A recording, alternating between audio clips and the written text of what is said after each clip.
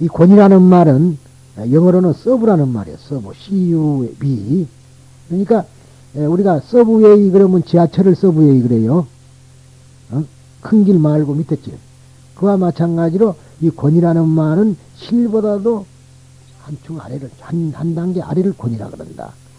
그래서 이제 말하자면은 불교에서는 특히나 일본 쪽에서 많이 씁니다만은 권과 실을 많이 논합니다. 그래서 이제 우리가 승정자리도 권승정이 있고 승정이 있고 그냥 승정할 때는 실승정을 말하고요.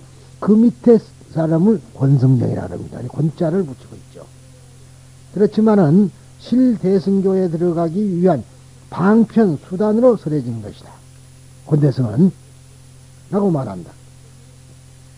그러면은 그렇다면은 여기서 보면은요, 금강경은 실대승인가 권대승인가? 금강경은 삼론에 속해요. 그래 권대승입니다. 그래서 옛날에 법화경 하는 사람들이 금강경을 못하게 한 이유는 바로 권대승이라 해서 그런 건데, 그것도 아주 훌륭한 사람들 말이지, 중생들은 금강경도 모르는 주제에 무슨 법화경 한다고. 말이 안 되는 소리거든요, 그게. 그런데 이제 종파주의적으로 해가지고 자기 종파 키우려고 뭐 별소리를 다 했지만은 그건 아닙니다. 그렇기 때문에 이 권대성을 시냇물에 비유하여 실대성의 바다에 흘러들어가는 도정이라고 말한다. 그러니까, 그런데 바다가 시냇물이 없이 되겠어요? 시냇물이 졸졸 흘러서 강을 이루고 강이 흘러서 바다로 가는 거 아닙니까? 그렇게 만들어진 거 아닙니까? 그런데 우리는 그걸 모르고, 말하자면, 현상적인 면만 보고 하는 소리입니다. 실대성은 매우 진실하여 추워도 방편을 수반하지 않는 교법으로서 천태, 진언, 화음, 선종 등은 모두가 이 실대성이다. 그러면은 선종에서 금강경을 하는데 무슨 소리냐 그러려니 모르지만은 선 자체를 말한 것이지, 선종에서 말하자면은 의지하고 있는 소위경전을 말하는 건 아니거든요. 그래서 그러면은 이제 앞으로 천태, 소위 법화, 진언, 그 다음에 화음, 선종은 이거는 실대성이라 한다. 이것조차도 권대성이라 하면 잘못된 겁니다. 그리고 이 권대성을 또 삼승이라고 부른다. 삼승이라는 성문성, 즉 스라바카와 영각성과 보살성으로 이 세 종류 사람들이 각각 자기에게 알맞는 교법에 의거하여 미계, 즉 미혹한 세계를 벗어나기 때문이며, 실대성을 또 일승이라 한다. 즉 일체의 중생으로 하여금 모두 성불케 한다고 하는 것이어서 또 일불승이라고 할 때도 있다. 지금 이 경의 표제에 일승이라고 표시한 것은 위의 실대성을 가리킨 것이다. 그러니까 일승이라는 것은 실대성이라는 소리죠. 그리고 이 승에 대해서 설명하자면, 승이란 승여, 즉 탈 것을 말하며 불교의 길에 인인을 태우고 정과를 운반한다. 정과로 운반한다. 즉 이제 인에서 과로 가는 거죠. 인이 있어야 과로 갈 거 아니에요. 그러니까 사람을 태우고 부처가 되는 거 운반하는 것을 흔히들 우리가 승이라 그런다. 그렇기 때문에 승이라는 글자로 사용한 것이다. 바꿔 말하면은 미혹한 세계의 중생으로 하여금 가르침의 승에 태우고 열반의 언덕으로 운반한다라고 한다. 이제 제주도 가면은 배가 있는데, 배라 그러면 보통 이제 돛담배 이렇게 됐지만은, 조금 말하자면, 뗏목 같은 거 있죠? 널판, 나무를 이렇게 그냥 엮어서 갖고 그 배가 있어요. 그걸 보고 태우라 그러거든. 태우. 그래서 노태우 대통령 그때 출마하고 갔을 때 이제 그때 연설하러 가니까 태우를 태워가자 그런 말 했다 그래요. 그러니까 그 태우라. 태운다 소리거든. 그게 다 그 불교에서 온 소리 아니에요. 태운다. 그러니까 탈 것. 그러니까 탈 것이라 그러면 지금은 배 하나인 것이 아니고, 지금 이제 배도 있고 비행기도 있고 뭐 요즘은 상당히 많습니다만은, 그때 인도에서는, 근데 인도는요 사실 배가 없었던 나라거든. 배가 드문 나라예요. 그리고 한 가지 있죠. 다리가 없는 나라. 인도는 다리가 없는 나라. 어? 다리가 없어요. 그래서 인도 사람들은 언제나 배를 타고 저건으로 건너가고 그랬거든. 강은 많은데. 그래서 이제 탈 것이라 합니다만 그런 뜻이죠. 그래서, 바꾸어 말하면 이제 미개를 중생을 하여금 가르치며 승려에 되고 열반의 언덕으로 운반한다고 한다. 다음에 대방편, 즉, 방편이란 말은 우파야라는 건데, 우파야. 우파야라는 방법편용이라는 말로서, 이 방법편용이라는 말에서 법자하고 용자를 빼면 방편이 된 거예요. 어? 그것을 두 가지로 말하는 바, 즉, 능히 방법을 사용하여 중생을 가르쳐 인도한다는 의미입니다. 이를, 여기에는 법용방편, 이것을 가리켜서 법용방편이라 한다. 또, 근기가 아직 미숙하기 때문에 신묘한 법을 받을 수 없는 사람을 위해서 진실한 대도에 기하도록 일시적인 방법으로 잠깐 동안 가르치는 낮은 법문을 권가방편이라 한다.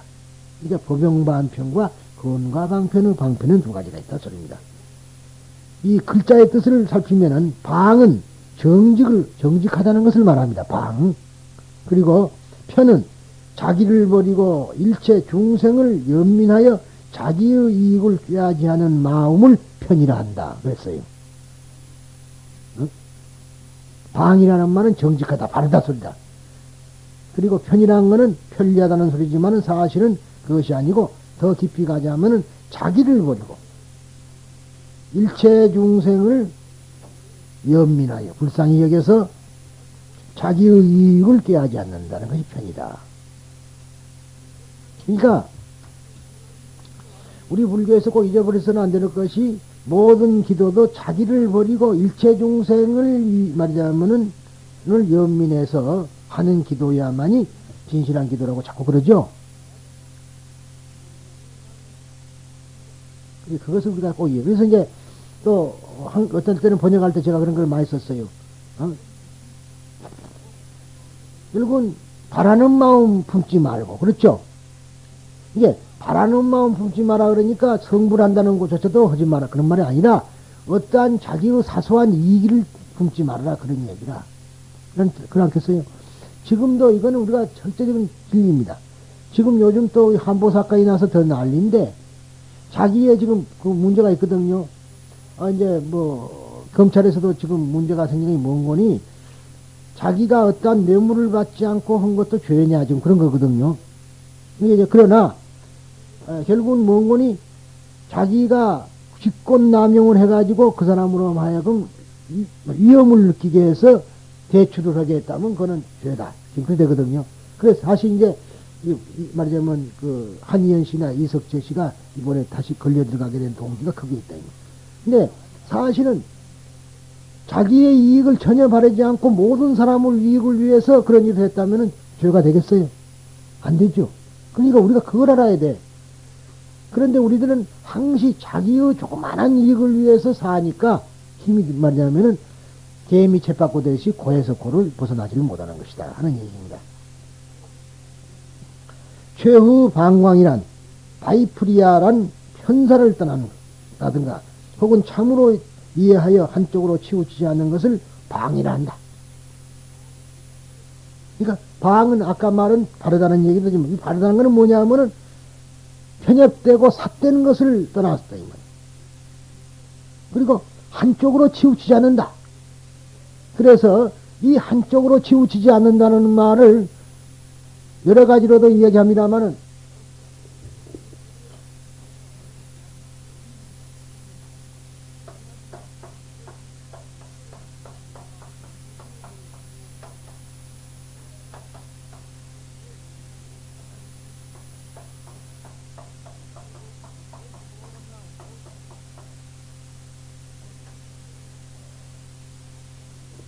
쌍차 쌍조 그래요.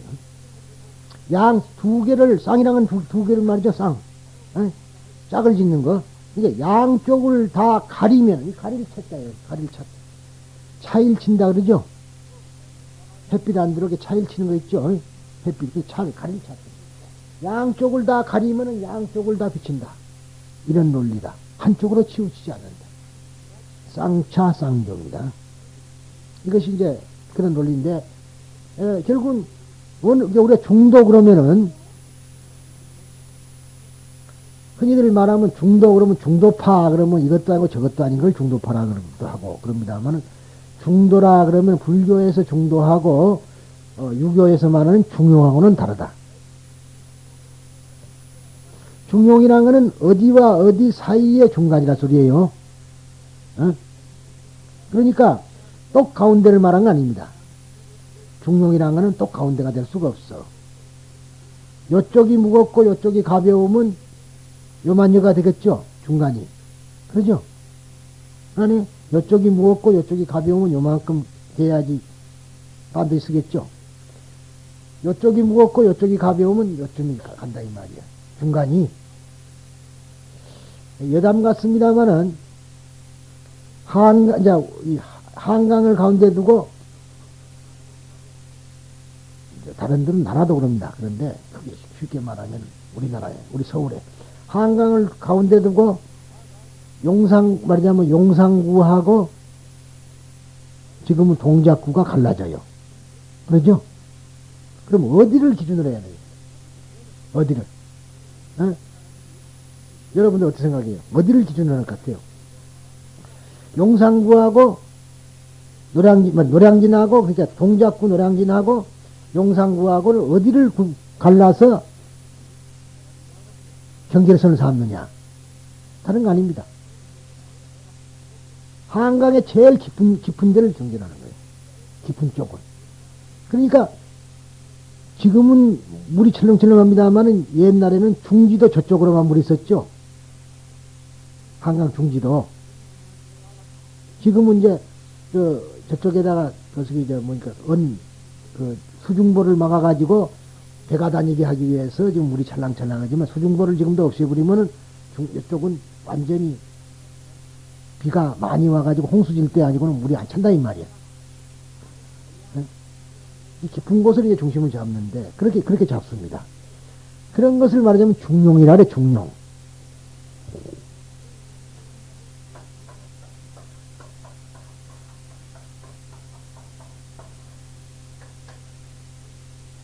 유교에서는 이 중용이라는 걸 상당히 중요시합니다. 그래서 불교의 중도라 그러면은 이 중용으로 오해를 해요. 중용으로. 근데 그렇게, 이것하고는 우리 불교에서만은 중도하고는 전혀 다른 이야기다. 지금 보는지, 중도라는 거는 쌍차쌍조를 보고 중도라 그러거든. 어느 쪽에도 치우치지 않은 거예요. 치우치지 않고 두 개를 다 보는 것을 중도라 그런다, 이 말이야. 잘 이해해.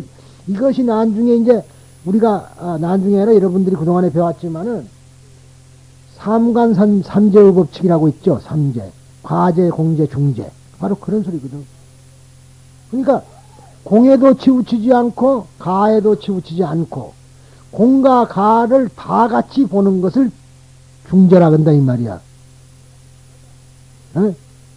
그러니까 법화경을 왜 여시성 그것을 세 번 하느냐 그러면은 세 번 하는 이유, 삼전하는 이유가 어느 한쪽에도 치우치지 마라. 상성, 체력, 자기념과보, 본말, 구경 등.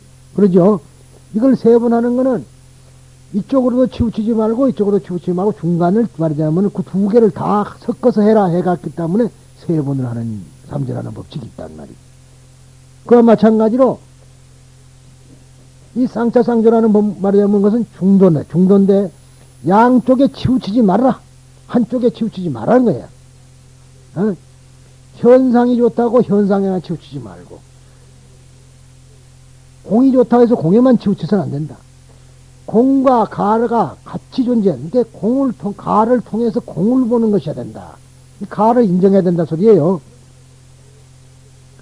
그러니까 이제 우리 보면 아까 이야기했는데 보면 소승불교는 뭐예요?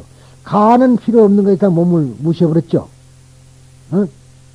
자기 몸을 학대했다 이 말이에요. 근데 그걸 못하게 하는 것이 그렇게 않게끔 두 가지를 다 같이 보라 그런 뜻입니다 이게. 그래서 한쪽으로 치우치지 마라. 그래서 즉 이러한 것을 방이라 그러고 광이라는 것은 덕으로서 감쌀 수 있는 이포의 무한함을 의미하여 교법의 깊은 뜻을 말한다. 그러니까 덕으로서 모든 것을 감쌀 수 있는 보자기죠, 보자기. 이치의 보자기. 보자기는 전부 다 싸지 않아요. 응? 우리나라의 보자기가 유명한 거 아닙니까? 뭐, 이불도 싸고, 뭣도 싸고, 하여튼 그 속에만, 시장에 가면 보자기 하나만 들고 가면 되는데, 응? 미리서부터 우리나라 요즘은 이제 아니고, 비닐봉지를 많이 주니까 이게 빈손으로 가지만은, 옛날에는 저녁바구니 한 장 들고 다녔잖아요. 그것보다 더 편리한 거는 보자기라. 보자기 그냥 둘둘 말아서 한 주먹 갖다 들고 가서 탁 피워놓고 사고 그랬거든. 그 말고니, 그래서 포자가 들어가는데요. 보자기 포자. 근데 이렇게, 말이냐면 하나의 모든 덕으로서 모든 것을 감싸버린다 뜻이 광이라 그러면 넓을 광자. 그래서 방광이라는 것이다. 경이라는 여러 번 얘기했지만 수다라, 수트라. 이게 수다라라 그러죠, 경을. 그래서 이제, 여러분들이 해인사, 말하자면 경판 가게 가면은 수다라정이라고 돼 있어요. 수다라정이라고. 근데 수트라를 말하며 번역하여 관선이란다.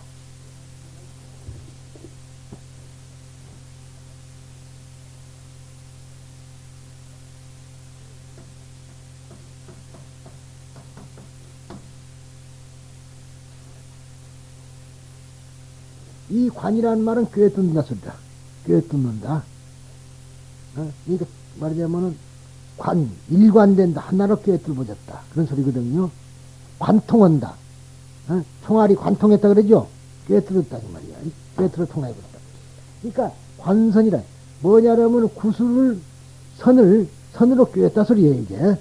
그래서 마치 실에 꽃을 꿰뚫는 것처럼 일관된 이법을 가지고 예로부터 지금까지 변하지 않은 묘한 진리를 나타낸 가르침을 수용하고 있다고 말한다. 그래서 경이라. 이렇게 이제 중국에서도 훌륭한 성인의 말씀을 적은 걸 경이라 그랬어요.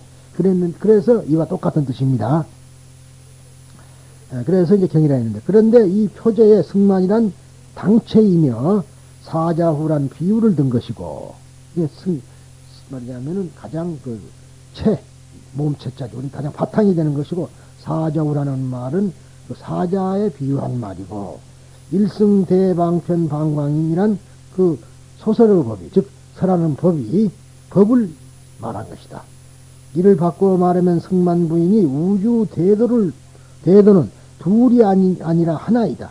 그 하나의 대도에 일체 중생을 연민하여 깨달음의 저쪽으로 탈 것에 태워서 운반해주는 가르침의 말씀이라고 정의할 수 있다. 말할 수 있다. 그렇지만 이 경은 대승의 아득히 먼 심심미묘한 교의가 설해진 것이기 때문에 우리처럼 지식이 얕고 찬악 무식한 무리가 간단히 설할 수가 없다. 요컨대 그 계략을 설명함으로 다음은 각인의 근기에 의하여 요해할 수밖에 없다. 그러니까 저는 이렇게 그 계략을 설명할 테니까 여러분들은 여러분의 근기에 따라서 이해해 주기 바란다. 그런 소리입니다, 이게. 그래서 이제, 우리가, 대단히 어려운 법문이기는 사실입니다. 그러니까 자기 나름대로 이해해 주기 바랍니다만은, 그러나 또 그렇다고 해서, 나중에 나오듯이, 자기가 어떤 것을 알고 있느냐에 의해서 달라진다는 것도 한번 또 이야기를 해보고 싶어요. 그러니까 자기 잣대. 그러죠? 자기 잣대로만 갖고 봐서는 안 되는 겁니다. 그리고 본문에 들어가기 전에 경전의 대처를 이야기할까 한다. 즉 대강을 이야기하면은 무릇 불교의 경전의 권의 대소나 명리의 깊고 낮음의 구별이 없이 그 논법 기술이 3단으로 구별되어 있다. 모든 경전에는 우선 3단으로 구별되어 있다. 그건 이미 아는 이야기입니다. 즉 첫 번째로 서설인데 이것은 그 경전의 유래가 설해진 것. 경전이 어떻게 해서 설해졌다는 그 유래가 설해진 것. 이 서설 가운데는 통서와 외연과 내연이 짜여져 있다. 즉 밖에서부터 어떠한 연이 있고 또 안으로부터 연이 있고 그렇게 되어 있는 것이 말하자면 서론 부분입니다. 그 다음에 두 번째는 정설, 혹은 정종분이라고도 하여 경의 정체 즉 본바탕, 가장 바른 바탕, 즉 주요한 본문이다. 그리고 세 번째는 유통분으로서 이거는 이제 지금뿐만 아니라 다음 세에서도 유통시키라는 그런 소리죠.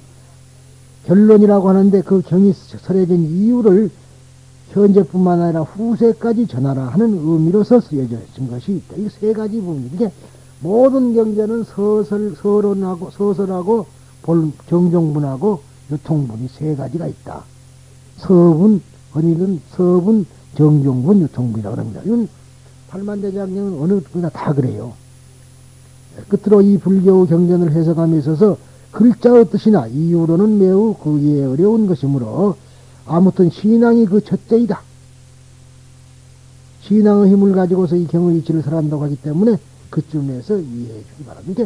이거는 어디까지나 신앙으로서만 가능한 것이지 무슨 머리로서 안다는 것은 잘못된 것이라는 얘기를 미리 말씀해 드립니다.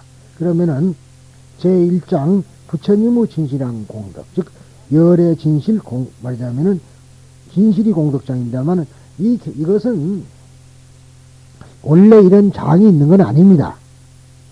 그런데 후세 학자들이 이렇게 분류를 해서 본 것이지 원래 말하자면은 우리가 말하는 방편품 제1, 서품 제1, 방편품 제2처럼 이렇게 나눠진 것은 전혀 아니라는 것을 미리 말씀해 드립니다. 그러면 본문에 들어가겠어요. 여러분이 잘 아시듯이 여시야문 일시불주 사이국 기수급고덕원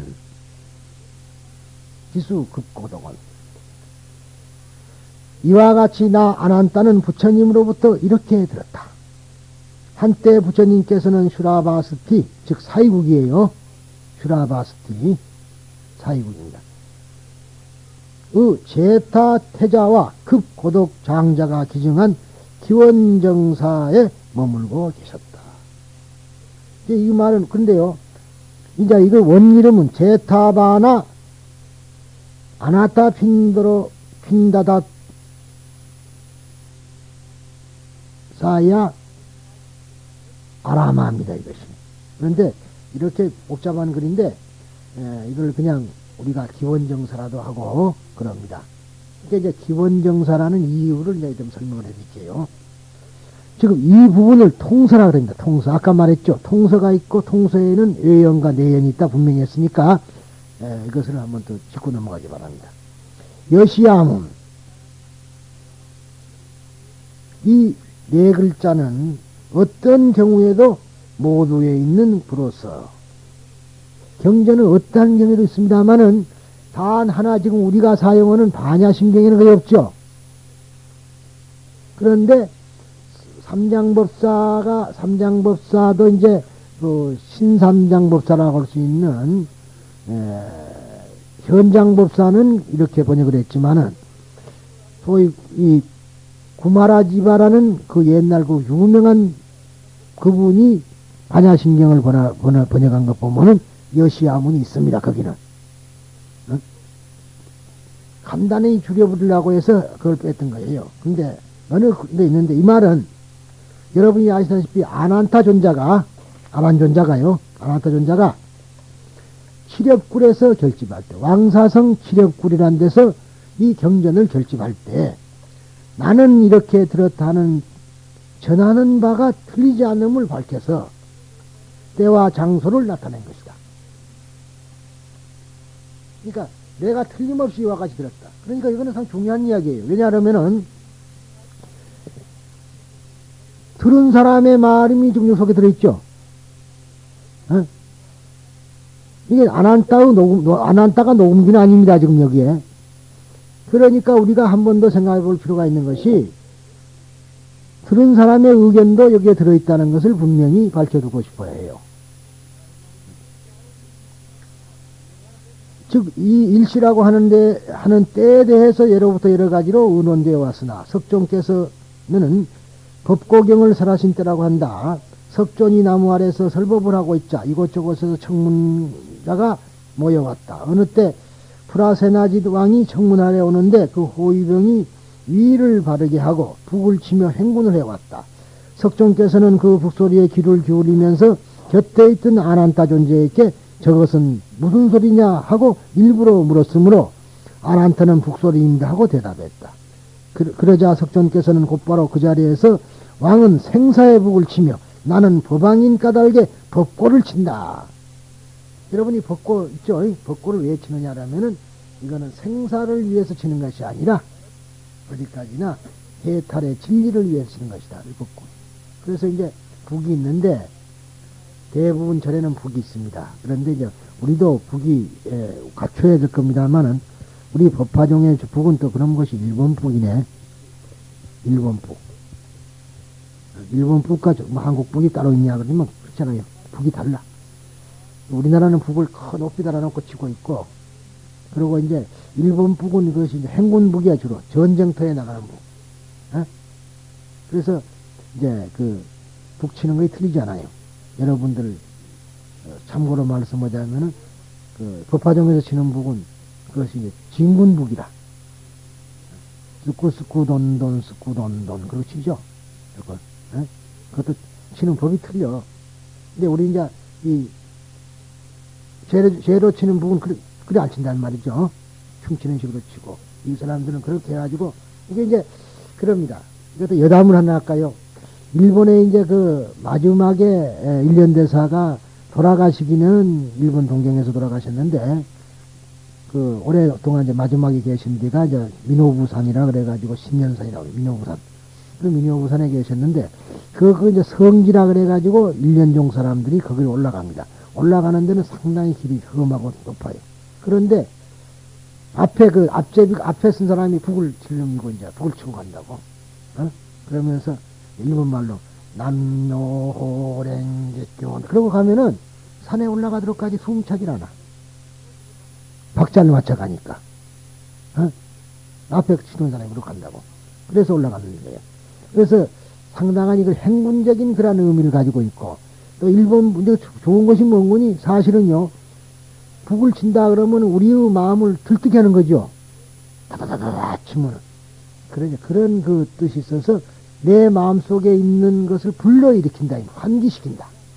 그러니까 내 불성을 불러일으키기 위해서 있는 겁니다, 그게. 그런데 이제 뜻이 이제 여러 가지로 해석돼 가지고, 불교의 사물 그러면은 이제 뭡니까? 종, 북, 목탁. 또 하나 뭐 있죠?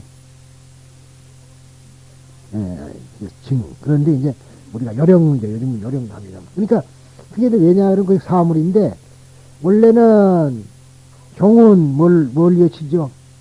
지옥 중생을 위해서. 북은 짐승, 축생을 위해서. 그 다음에, 또, 목탁은 고기를 위해서. 바다. 그 다음에 운판이라고 있어요. 구름처럼 된 거. 그거는 이제 하늘을 날아는 새를 위해서 친다니. 이렇게 비유를 하고 있습니다. 그런데, 여튼 이렇게, 그래서, 즉, 이렇게 부처님께서는 나는 법고를 친다 하고 법고경을 설했다는 겁니다. 즉, 여기서 말하는 일시란 그 브라세나지왕의 면전에서 법화경을 설했던 때를 말한다. 그렇게 얘기했어요. 다음에 사위국의 희수급고도건이라는 기원정사가 있는 곳으로서 사위국이라는 나라는 실제로는 현장 3장의 서역기에서 말하는 교살라국이다. 그 나라를 호살라를 말한 겁니다. 그런데 이 교살라 즉 고살라라고 부르는 당시 인도의 16대국 하나로서 마가다국 북방 가비라이 성의 서방에 위치하여 오늘날 네팔의 오우드 주부군에 해당된다. 브라세나짓 왕의 영지로서 이를 사이국이라 부르는 것은 당시 인도의 남방에 같은 이름의 구살라국이라는 나라가 있었으므로 그 도성의 이름을 가지고 그 나라의 이름으로 하였다라고 한다. 이 사위란 그 실명은 슈라바스티입니다. 라고 하며 법편은 사위라 하고 있으나 현장은 신라버 실저라고 부르고 있어서 구와 신의 이역이 서로 다른 번역이 있다 이 말이에요. 그래서 신역에는 좀 이렇게 한문으로 신라벌 실저라고 돼 있고 그 이전에 구역은 모두가 다 사위라고 돼 있다는 것을 잊어서는 안 됩니다. 이 장소가 현재로는 아직 확정적으로 발견되지 않았으나 납티강의 언저리일 것이라고 본다. 더욱 이 밖에 사유에 대해 여러 다른 경전에는 의역되거나 음역이 다른 것이 있으나 이들은 생략하고 기스급고덕원에 대해서 살펴보기로 하자. 기스급고덕이라는 것은 제타바나 아나타 핀다라 아라마 라고 하여 이를 해석하면은 제타태자의 수림과 수달장자의 동산이 된다. 그 두 말을 합친 거란 말이죠. 이 제타태자는 프라세나짓 왕의 왕자이며 수달장자는 이 코설라국 프라세나짓 왕의 신하로서 잠옷 자비심이 깊어 고독한 사람을 불쌍히 여겨 항상 이들을 구제하고 베풀어 공급해 주었으므로 이 장자를 급고독장자라고 불러왔던 것이다. 근데 이분이 이제 모르겠습니다만 다른 경전에 보면은요,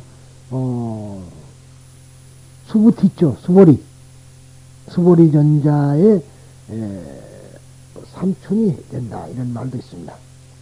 그런데 이 기원정사가 있는 곳을 이렇게 두 사람의 이름을 붙여 부른 원인에 대해 재미있는 이야기가 있다. 어느 때 이 장자가 마가독에 가서 왕사성에 머물게 되자 석존의 설법이 있다고 하므로 이를 청문하러 갔다. 장자는 처음으로 열애의 은광을 입고 수위 환연하여 거의 손을 흔들고 발을 디딜 곳조차 알지 못했다. 그만큼 기뻐했다 소리죠. 그리고 아무쪼록 서가모니 세존에게 부디 한번 자기 나라에 오시도록 부탁드리고 싶어 했다. 그리하여 나라 안의 모든 사람들에게 이 고마운 법을 들려주고 싶습니다. 라고 청했다. 석존께서도 쾌의성 허락했으므로 우선 가람 즉 석존의 설법장을 건립할 필요를 느껴 제자인 샤리푸트라를 동반하여 슈라바스 뒤에 돌아와서 가람 창설의 장소를 물색했다. 그러자 슈라바티 성의 남쪽에 하나의 좋은 동산을 발견했다. 샤리푸트라도 그곳은 가장 알맞는 곳이라고 말하므로 마침내 그곳으로 정했다. 그리고 그 원룸의 소유자를 조사하니 그것은 제타태자의 소유임을 알았다. 그러니까 이 파사이 왕, 프라세나짓 왕의 아들 제타, 말하자면 승만 부인의 오라버지인가 동생인가 돼요. 제타태자가요. 근데 쉽게 양보할 땅은 아니었다. 그러나 장자는 간절히 양보할 것을 부탁했다. 그러자 태자는 무심코 장난삼아서 장자가 소장하는 황금을 땅에 가득히 깐다면 그것과 맞바꾸자라고 하고 대답했다. 장자는 기뻐하며 즉시 그 풍부한 재화를 부지런히 운반하여 땅에 가득히 깔았다. 하나의 창고도 둘의 창고도 셋의 창고도 모두 텅 비었다. 그러나 장자는 조금도 곤태로워하지 않고 더 깔려고 했다. 이리하여 여러 채의 보고가 모두 비었으나 원림은 너무 넓기 때문에 문 가까이 조그만한 땅이 남았다. 태자는 이 광경을 보고 가령 첨가문금을 준다고 해도 가지고 땅을 덮는다 해도 이를 팔고 싶은 마음은 없다고 한다. 장자는 이미 1억 8천만 금을 깔았으므로 양도해달라고 한다. 그리하여 논쟁이 벌어졌기 때문에 법관에게 그 곡이라는 것은 굽은 거이고 직인 바로지요. 곡직을 재판해달라고 하자 법관은 태자는 이미 황금을 땅에 깐다든가 천만금을 가지고 등등으로 말한 것은 곧 가격을 정한 것이므로 이를 양도해야 한다 라고 했다. 태자도 이를 수용하였을 뿐만 아니라 장자의 그 열심한 그 행위에 감복하여 나머지의 땅은 물론, 나머지 땅이라는 것은 뭡니까? 그 문 가까이 남은 조그마한 땅 말이죠. 물론 그 많은 수목마저도 기부하였던 것이다. 나무도 이제 기부했다 이 말이야.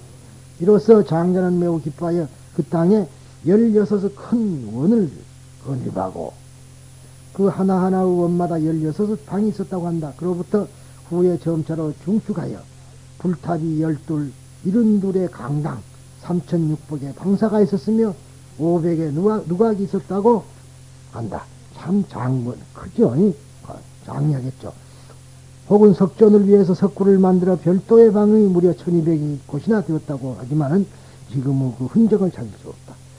아마도 캄보치아의 앙코르 사원과 같이 웅장하고 아름다웠을 것이라고 생각합니다. 이렇게 가람이 완성되었으므로 석존을 이곳으로 모시게 되었다. 석존께서는 성중을 거느리고 이곳에 와서 그 경의를 들으시고 원주는 원지, 동산이요, 이 땅은 수달이 매입한 것이요 임수는 제타가 보시한 것. 두 사람이 마음을 함께하여 이 공업을 이루었으니 이 땅을 이름하여 기타림급 고도원이라 한나라 하고 말씀하셨던 것이다. 그렇기 때문에 기수급 고도원이라 칭하며 이를 줄여서 기원이라고도 한다. 이렇게 하여 석존께서는 이곳에 무려 25년간 계시면서 교화를 해보셨던 것이다. 그러니까 이렇게 해서 기수급고도원이라는 알겠죠?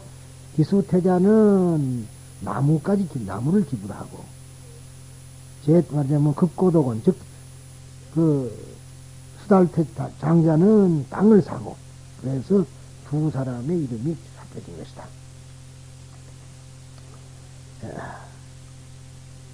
여기가 이 다음은